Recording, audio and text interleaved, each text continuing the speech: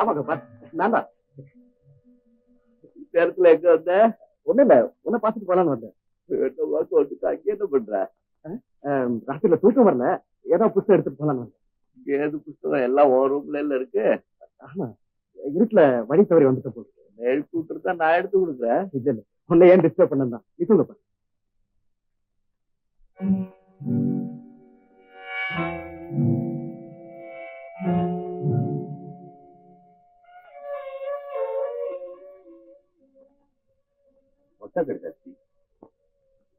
இது அண்ணன் எடுக்க வேண்டிய காரணம். கோபால், அந்த லெட்டர் கொடு, அது என்கிட்டயே இருக்கட்டும். அப்படின்னா அண்ணன் இதை திருடிக்கிட்டு போக வாங்கி வந்தது.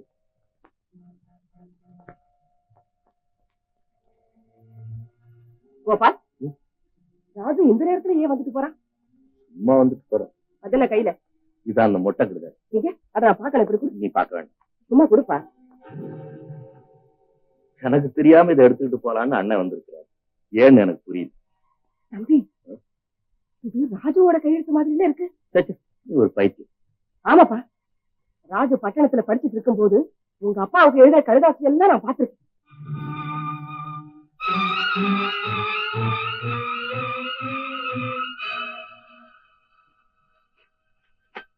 இத பாரு, இது என்ன? மீனாவை நான் பெண் பார்க்க போனப்ப அண்ணன் எனக்கு எழுதி கொடுத்த கேள்விகள். ரெண்டு கையெழுத்தும் ஒரே மாதிரியா இருக்கு. சந்தேகமா இல்லை, இது அவன் எழுதுறதுதான்.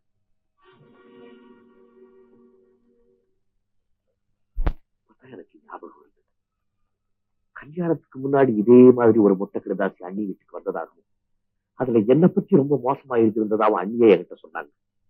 தம்பி, எனக்கு எல்லாம் விளங்கு. இதெல்லாம் ராஜுவோட வேலை. ஏதோ திட்டம் போட்டு தன்னுடைய விருப்பத்தை நிறைவேற்றுகிறதுக்காகத்தான் இப்படி செஞ்சிருக்கு. அவசரத்திலையும் பதட்டத்திலையும் உங்க அப்பா இதை கவனிக்காம கைலாசத்தை விட்டே படிக்க சொல்லி உன்னை குற்றவாளி ஆக்கிட்டார். அண்ணனுக்காக நான் எதையுமே தியாகம் செய்ய தயாரா இருக்கும் போது இப்படி ஒரு பயங்கர எண்ணம் அவருடைய மனசுல எப்படி உண்டாச்சு? அவருடைய விருப்பத்தை என்கிட்ட சொன்னா நான் அதை நிறைவேற்றி வைக்க மாட்டேன்னு நினைக்கக்கூடிய அளவுக்கு அவருக்கு என் மேல நம்பிக்கை குறைஞ்சு போச்சேன். தாய் தகப்பனை எழுந்து அனாதையா கிடந்தவனை எடுத்து வளர்த்து ஆளாக்கினதுக்கு அவன் செய்ய வேண்டிய கைமாறு இப்படி ஒரு துரோகமா இருக்கும்னு நான் கனவு கூட காண. தம்பி, இப்ப இந்த கடுதாசை உங்க அப்பா கிட்ட காட்டு. நீ குற்றவாளி இல்லைங்கிறது நிரூபிச்சு. அம்மா வேண்டாம் வேண்டாம், அண்ணன் அவசரப்பட்ட மாதிரி நீ அவசரப்படாம. அண்ணனுடைய அவசரத்தினால கேவலம் நான் தான் பாதிப்பேன். ஆனா உன்னுடைய அவசரத்தினால நம்ம குடும்பமே பாதிக்கும். உன்னுடைய வாழ்க்கை அநியாயமா பாதிக்கப்பட்டதும் இல்லாம உனக்கு கெட்ட பேரும் உண்டா இருக்கிறத பார்த்து நான் எப்படியப்பா சகிச்சுக்கிட்டு இருக்க முடியும்? அம்மா, கெட்ட பேர் வந்ததுன்னு வந்துட்டு அது என்னோட போகும். ஆனா இப்ப நான் நல்லதேன்னு நிரூபிக்க போனா அண்ணன் செய்திருக்கிற காரியம் எல்லாம் அப்பாவுக்கு தெரியும். பிறகு அப்பாவுடைய அந்த அண்ணன் இழந்துட வேண்டி வரும். யோசிச்சு பாருமா, எனக்காவது நீ அப்பாவும் இருக்கீங்க. நீ திட்டினா அப்பா சமாதானம் சொல்லுவார், அப்பா திட்டினா நீ சமாதானம் சொல்லுவேன். நாம எல்லாருமே சேர்ந்து அண்ணனை திட்டினா அவருக்கு யாருமா சமாதானம் சொல்லுவார்? அவர் எங்க போவார்? அம்மா, அண்ணன் அண்ணன் ஒரு கோழை. அந்நிய பெண் பார்த்துட்டு வந்து அந்த பெண் தான் தனக்கு பிடிச்சிருக்குன்னு சொல்ல வைக்கப்பட்டு இந்த மாதிரி ஒரு தவறு செஞ்சார். ஆனா இதனால நான் பாதிக்கப்படுவேன்னு தெரிஞ்சிருந்தா நிச்சயமா அவர் செஞ்சே இருக்க மாட்டார். இல்லை கோபா, நீ 1000 சமாதானம் சொன்னாலும் நான் கேட்க மாட்டேன். எங்க அப்பா கிட்ட இதை காட்டி என் வயிற்றுல பிறந்த பிள்ளை உத்தமன நிரூபித்ததான் எனக்கு ஆறுதல் கிடைக்கும். அதுவரையில என் மனசுக்கு நிம்மதியே கிடைக்காது. அம்மா, நான் சொல்றேன், உனக்கு ஒரு மகை இல்லையேங்கிற குறைய அண்ணி தீர்த்து வச்சிருக்கிறாங்க. அவங்களுக்கு நீ தாய் மாதிரி, எனக்கு அவங்க தாய் மாதிரி. ஒரு தாய் தன் மகன் கிட்ட காட்டுற பாசத்தை விட எத்தனையோ மடங்கு அதிகமா அவங்க என்கிட்ட பாசம் காட்டுறாங்க. அந்த அண்ணியும் அண்ணனும் சந்தோஷமா இருக்காங்க. அதை நாம கெடுக்க வேண்டும். ஒற்றுமையா இருந்த குடும்பத்துல இப்படி ஒரு குழப்பம் ஏற்பட்டு வெளியே தெரிஞ்சா எல்லாரும் நம்மள கேவலமா பேசுவாங்கம்மா, கேவலமா பேசுவாங்க. உன் கையை பிடிச்சு கேட்டுக்கிறேன், அண்ணன் மேல கருணை காட்டு. யாருக்கு கருணை காட்டு? என் பிள்ளையோட பிள்ளையா சேர்த்து நிலாவை காட்சி சோறுட்டின என் வயிற்றுல நெருப்படி கொட்டி என் வாழ்க்கையையும் பாழாக்கிற அந்த பாவிக்கு நான் கருணையே காட்டுறேன். தாயுள்ளத்தின் தவிப்பு துடிப்பு எனக்கு நல்லா தெரியுதுப்பா, நல்லா தெரியும். இருந்தாலும் சொல்றேன், இந்த விஷயம் வேற யாருக்காவது தெரிஞ்சது அப்புறம் நீ என்ன உயிர் வழிய பார்க்க முடியாது. உன்னுடைய பெருந்தன்மைங்கிற திரையை போட்டு உண்மையை மறைச்சு என்ன தர்ம சங்கடமான நிலைக்கு ஆளாக்கிட்டு அண்ணன் காட்டிய வழியம்மா, இது அன்பால் விளைந்த பழியம்மா. கண்ணை இமையே கெடுத்ததம்மா, என் கையே என்னை அடித்ததம்மா. அண்ணன் காட்டிய வழியம்மா.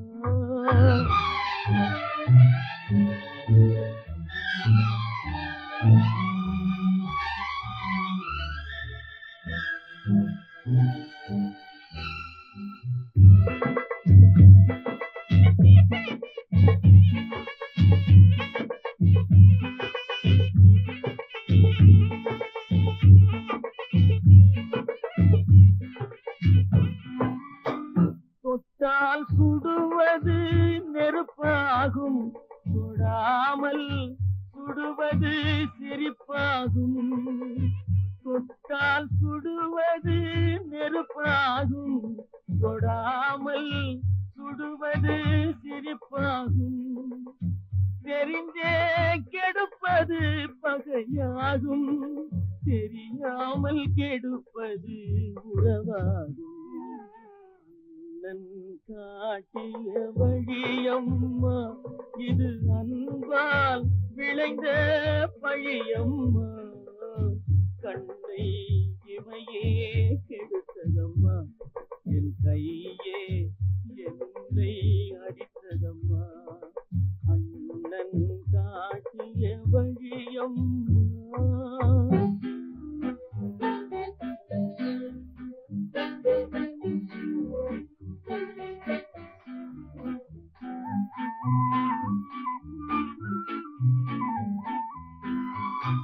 அடைக்கலமென்றே நினைத்திருந்தேன், அடைத்தவனே நெஞ்சை எரித்து விட்டான்.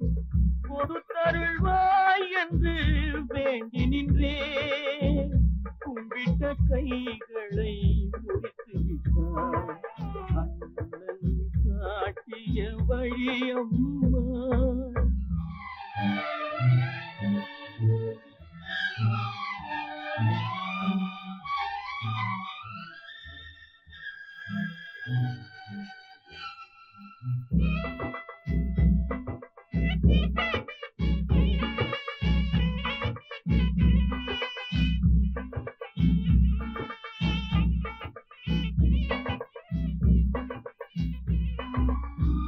அவனை நினைத்தே நான் இருந்தேன், அவன் தன்னை நினைத்தே வாழ்ந்திருந்தான். அவனை நினைத்தே நான் இருந்தேன், அவன் தன்னை நினைத்தே வாழ்ந்திருந்தான். இன்னும் அவனை மறக்கவில்லை, அவன் இத்தனை செய்தும் நான் வெறுக்கவில்லை. அண்ணன் காட்டிய வழியம்மா, இது அன்பால் விளைந்த பழியம்மா. கண்ணை இமையே கெடுத்ததம்மா, என் கையே என்னை அடித்ததம்மா. அண்ணன் காட்டிய வழியம்மா. டாக்டர் எதுக்கு வந்துட்டு போறாரு? கோபாலுக்கு உடம்பு சரியில்லைப்பா. ஏன், என்ன ஜுரம்? ஜுரமா? அவனுக்கு ஜுரம் மட்டும் மாறும், இன்னும் என்னென்ன வரப்போகுது. அப்படி சொல்லாதீங்க சித்தப்பா. நடந்ததெல்லாம் தம்பியே என்கிட்ட வந்து சொன்ன. உங்ககிட்ட என்ன சொல்லியிருப்பான்னு எனக்கு தெரியும். உன்னை பத்தி நான் அந்த முட்டைக்கடுதாசி எழுதலன்னு பொய் சத்தியம் பண்ணிருப்பான். அதை நீ நம்பிட்டு வைத்தியார புள்ள பண்ணு. சித்தப்பா, தம்பி ஒரு காலம் என்னை பத்தி அப்படி எழுதிருக்க மாட்டேன். தயவு செய்து அவன் மேல சந்தேகப்படாதீங்க. நான் சொல்றதை நம்புங்க. சிவராஜ், உனக்கு ஒன்று சொல்றேன், அவனை பத்தி எந்த சிபார்த்தி யாரும் என்கிட்ட செய்யாது. சித்தப்பா,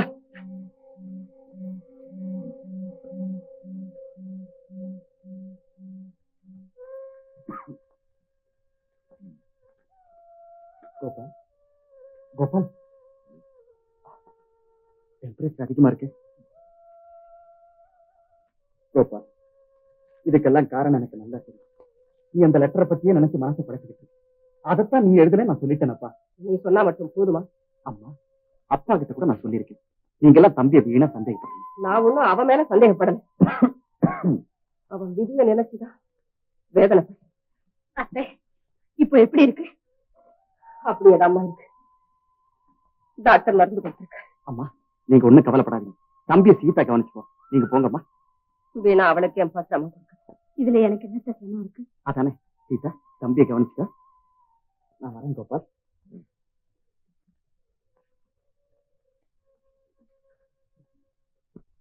அத்தை, இந்த மருந்து எப்படி கொடுக்கணும்? இத 4 மணிக்கு ஒரு தடவை, அந்த மாத்திரையை 2 மணிக்கு ஒரு தடவையும் கொடுக்க சொன்னேன்.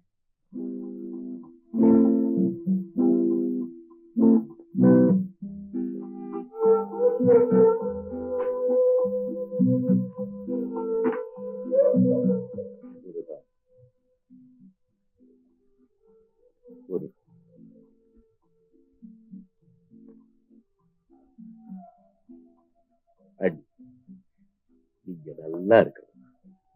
உங்களுக்கு ஒரு குறைவும் வராது, கவலைப்படாதீங்க.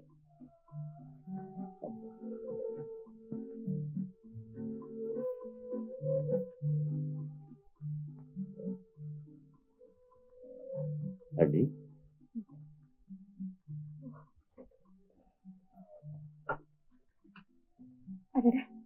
மருந்து தீர்ந்து போச்சு.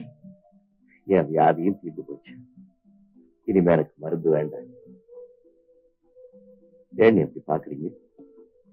ஒண்ணு இல்லை, உங்களை பார்க்கும்போது என் மனசுக்கு கஷ்டமா இருக்கு. ஒரு வார காலத்துல நீங்க ரொம்ப மாறிட்டீங்க. இல்லை, நீங்க தான் ரொம்ப மாறி போயிட்டீங்க. ஒரு வாரமா சரியான சாப்பாடு இல்லாம ராப்பகலா கண்ணு முடிச்சிருக்கீங்கன்னு உங்க முகத்தை பார்க்கும்போதே தெரியும். கோபா, உன் உடம்பு நல்ல குணமாயிடுச்சுப்பா. எல்லாம் அண்ணியோட தயவு. எனக்கு தெரியாதா என்ன? சீதா, உன் முகத்தை பார்த்துதாமா என் மனசுல இருக்கிற துன்பங்களை எல்லாம் மறந்து என் குமுறலையும் அடக்கி வச்சிருக்க. நீ மத்தவங்க மேல வச்சிருக்கிற அன்பு உனக்கு தெரியாமலேயே உன்கிட்ட இருக்கிற சிறந்த குணம். இதுகளுக்கு பரிசா உனக்கு என்ன கொடுக்கறதுனே எனக்கு தெரியும். அந்த பீரோவில் இருக்கிற வைரமாலை எடுத்துக்கொண்டு அந்த அண்ணி. ஆகட்டும்பா, அதெல்லாம் எனக்கு எதுக்கு? மறுக்காது.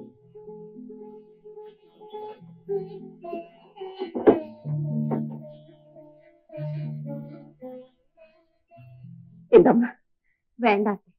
மீனா வந்ததுக்கு அப்புறம் அவளுக்கு குடும்பம். மீனா அவ வந்து கோபாலோட குடும்பம் நடத்துற மாதிரி இருந்தா வைரமாலை என்னம்மா வைடூரிய மாதிரியே செய்து போட. அது போட்டு பார்க்கக்கூடிய பாக்கியம் தான் இந்த கண்களுக்கு. என்ன சொல்றீங்க சீதா? கோபால் படிக்காதவன், அவ புருஷனா இருக்க தகுந்தவன் இல்லையா? அவனை ஏமாத்தி கல்யாணம் பண்ணிக்கிட்டான். அதனால இனிமே இங்க வரவே மாட்டாள்.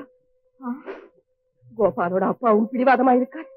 அவங்களும் தானா பொண்ணு அனுப்புற வழிய காணும். நான் ஒருத்தி என்ன செய்வேன்? கல்யாணமாகியும் பிரம்மச்சாரியா இருக்கிற என் பிள்ளைய பார்த்து பார்த்து வேதனைப்படுறேன்.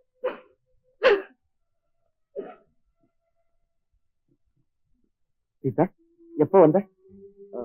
கோபால் எப்படி இருக்கா? அது இருக்கட்டும், நீங்க ஒரு மாதிரியா இருக்கீங்க. உங்க தம்பி இப்படி இருக்காரு என்ன நியாயம்தானே?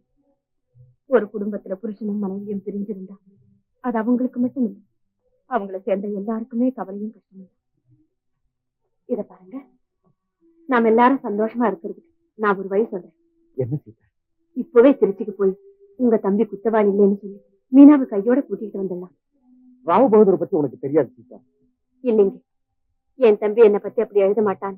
நீங்களே நேர்ல வந்து ஒரு வார்த்தை சொன்னீங்கன்னா அவர் சமாதானம் ஆயிடுவார். அது மட்டும் இல்லை, மீனாவோட அம்மா ரொம்ப நல்லவங்க. கல்யாணத்துக்கு அவங்க இங்க வந்திருந்தப்போ மீனாவை உன் தங்கச்சி மாதிரி நினைச்சு அவளை கவனிச்சுக்க வேண்டியது உன்னுடைய பொறுப்புன்னு என்கிட்ட சொல்லிட்டு போயிருக்காங்க. அவங்க அப்படி சொல்லியிருக்கும் போது அந்த பொண்ணு விஷயத்துல நாம அக்கறை இல்லாம இருக்கலாமா? போயிட்டு வரலாங்க. சரி.